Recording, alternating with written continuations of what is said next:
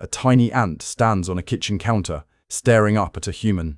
The ant is barely the size of a fingernail. Yet ants have been on Earth for over 100 million years.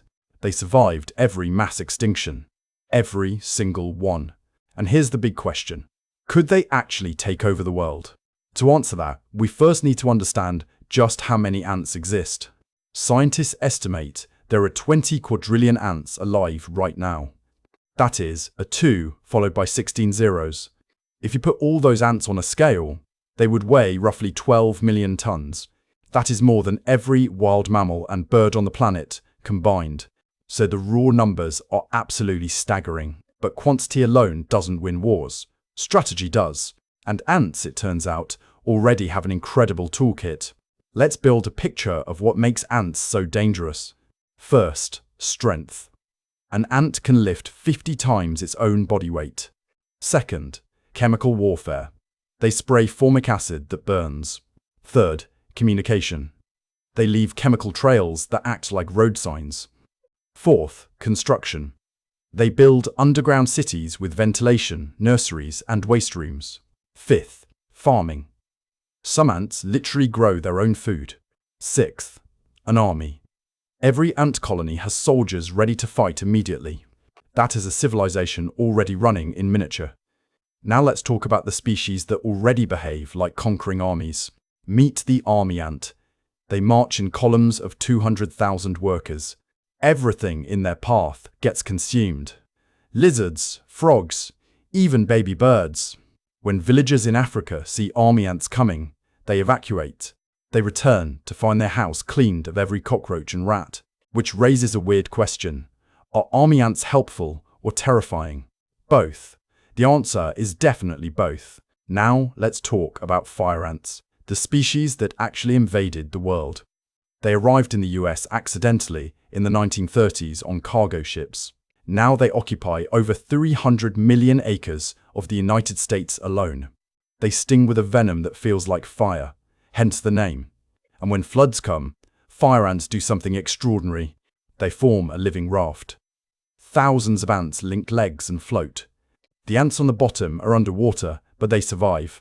They take turns rotating from the bottom to the top. That is teamwork that most human sports teams can only dream about. But here's the thing. Ants don't actually have a leader. Even the queen doesn't give orders, she just lays eggs. The colony runs on chemical signals called pheromones. One ant finds food, drops a trail, and within minutes, hundreds follow.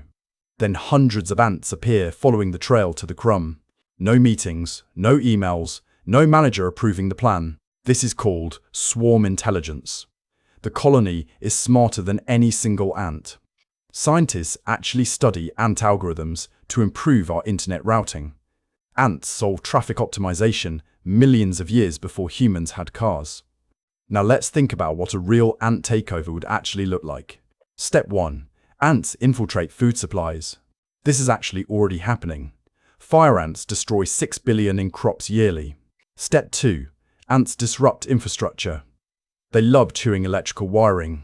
Fire ants have destroyed electrical equipment across the American South. Step 3. Overwhelming numbers. For every one of us, there are 2.5 million ants. But here's where the ant takeover plan starts to fall apart. Ants fight each other constantly. There are over 20,000 known ant species, and most don't cooperate. Fire ants and carpenter ants would probably fight each other before targeting us. Their loyalty is to the colony, not to ant kind as a whole. But wait, there is one species that almost broke this rule, the Argentine ant. This species is building something unprecedented. Argentine ants from different nests don't fight each other. They recognize each other by a shared chemical signature. So they have formed what scientists call a supercolony. The European supercolony stretches 6,000 kilometers along the Mediterranean coast. And here's the mind-blowing part. It connects to another supercolony in California and Japan. Argentine ants have effectively colonized the entire planet.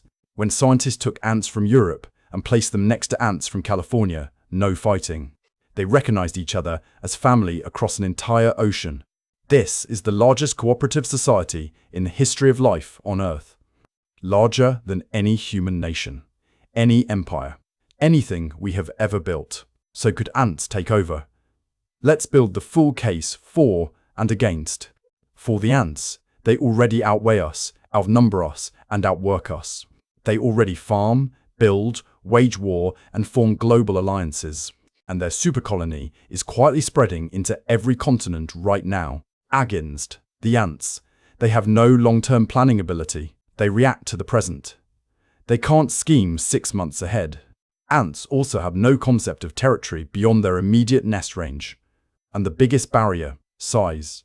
One rainstorm can flood and destroy an entire colony in minutes.